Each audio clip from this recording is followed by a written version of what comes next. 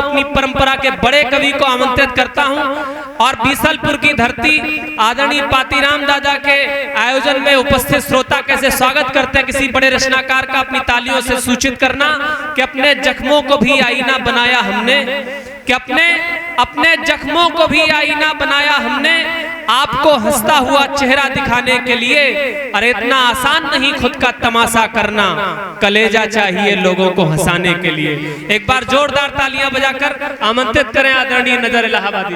तो बहे एक प्यार की नदिया यही मैं आस लाया हूँ। हाँ। बहे एक प्यार की नदिया यही मैं आस लाया हूँ, हंसने हंसाने का हुनर कुछ खास लाया हूँ। मैं वासी हूँ जहाँ पावन त्रिवेणी आज भी बहती, लिए कुंभ का न्योता तुम्हारे पास आया हूँ, लिए कुंभ का न्योता तुम्हारे पास आया हूँ। दिलों के दर्द की कोई टिकिया नहीं होती। हाँ। दिलों के दर्द की कोई टिकिया नहीं होती, और चुभ जाए जो बात वो घटिया नहीं होती। और मुझे मालूम है तमाम घरों की कीमत, मगर वे घर नहीं लगते जहां बिटिया नहीं होती। हाय जहां ये गजब है, बहुत बढ़िया, वाह वाह वाह वाह वाह वाह, बहुत बढ़िया। अब इतनी पवित्र पंक्तियां आप मुझसे सुनने की उम्मीद मत करिए। अब दादा अपनी औकात में आने वाले। ये नहीं, औकात नहीं भैया, औकात में तो मैं पहले ही आ गया।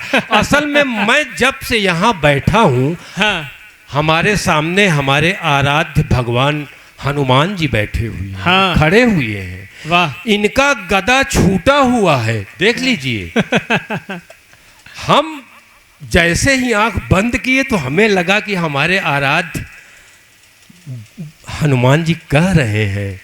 हमने कहा प्रभु ये गदा काहे छोड़े हैं?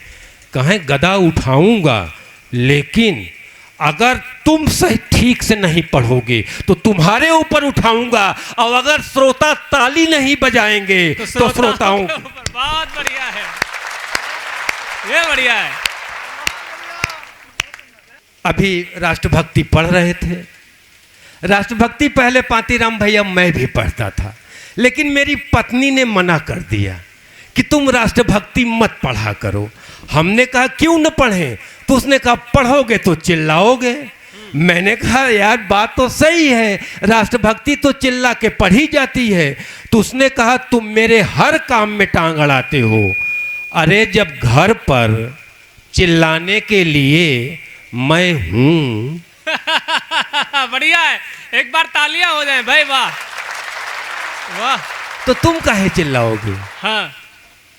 तो इसका मतलब ये नहीं है कि मैं मान गया पत्नी की बात। हाँ। मैं मान गया। यार आप लोग तो इतने सीरियस हो गए जैसे दुनिया का अकेला पति मैं हूं जो पत्नी की बात मानता हूं। भैया कितना बढ़िया कपड़ा पहन लो, कितने बड़े पद पे हो जाओ, कितना कुछ हो जाए, लेकिन सबकी घर पर भैया वही स्थिति है जो मेरी है। सही बात। हाँ, ये एक पत्नी पीड़ित पति माला पहनाता हुआ। इसमें आप एक बार जोरदार तालियां बजाएं। आप लोग गलत जगह गड़बड़ कर देते हैं। आप मुझे गौर से देख लीजिए। मैं ही हिंदुस्तान का वो कवि हूँ जो सबसे ज्यादा पत्नी से डरता हूँ। हाँ। और पत्नी से मैं इतना डरता हूँ, हालांकि मेरी पत्नी थोड़ा स्वस्थ भी हैं और बहुत सुंदर हैं आज भी। हाँ। मैं इतना डरता हूँ भाई साहब कि मैं जहाँ भी कवि सम्मेलन में जाता हूँ उत्तर प्रदेश में, तो मैं अपनी पत्नी को साथ लेके जाता हूँ। और मैं आप लोगों का सौभाग्य है कि मेरी पत्नी जहाँ रहती हैं चमकती रहती हैं। आज भी वो यहाँ आई हैं और वो पीछे बैठी हुई हैं। बहुत बढ़िया। कहाँ देख रहे हो भैया? अरे मैं झूठ बोल रहा हूँ, हम पत्नी लेके नहीं आए हैं। बढ़िया है। ये मैं देख रहा था कि अगली बार लेके आऊँ कि नहीं। आज से पढ़ना बहुत सरल नहीं होता। बहुत दर्द हो जीवन में, बहुत दर्द हो जीवन में, फिर भी हंसना पड़ता है। बहुत दर्द हो जीवन में, फिर भी हंसना पड़ता है। कभी मदारी, कभी जमूरा, खुद ही बनना पड़ता है। और स्वयं तमाशा बन जाना सबके बस की बात नहीं, पर तुम्हें हंसाने खातिर मुझको बनना पड़ता है। पर तुम्हें हंसाने खातिर बहुत बढ़िया दादा, वाह। भाई साहब, भाई ने संगम की बात करी, मैं संगम की नगरी से आया हूं, आपको मैंने न्योता भी दिया। एक बार हम अपने पत्नी के संगम स्नान कराने के लिए ले गए भाई साहब। कैसे ले गए? जो नए लड़के हैं जिनकी शादी नहीं हुई है वो ध्यान से सुनेंगे, बाकी लोग आनंद लीजिए। बच्चा जिसकी शादी नहीं हुई है ध्यान से सुनना। स्वागत। हम भी गए नहाने संगम, हम भी गए नहाने संगम, क्या बतलाएं आपसे। पत्नी ने था ठेल दिया, हम गए न अपने आप से।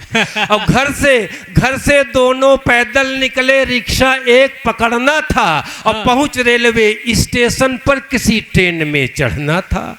और पत्नी के तन पर सोने के गहने 20 तोले थे। और मेरे सिर पर गठरी, हाथ में 2-2 झोले थे। वाह वाह वाह वाह वाह वाह। ये ताली वही लोग बजाए हैं जो ऐसा कर चुके हैं। करना अच्छी बात है यार, जो झोला ढो चुके हैं। अरे पत्नी की सेवा तुम नहीं करोगे तो दूसरे करेंगे, इसलिए करना चाहिए। नहीं, बात सही है।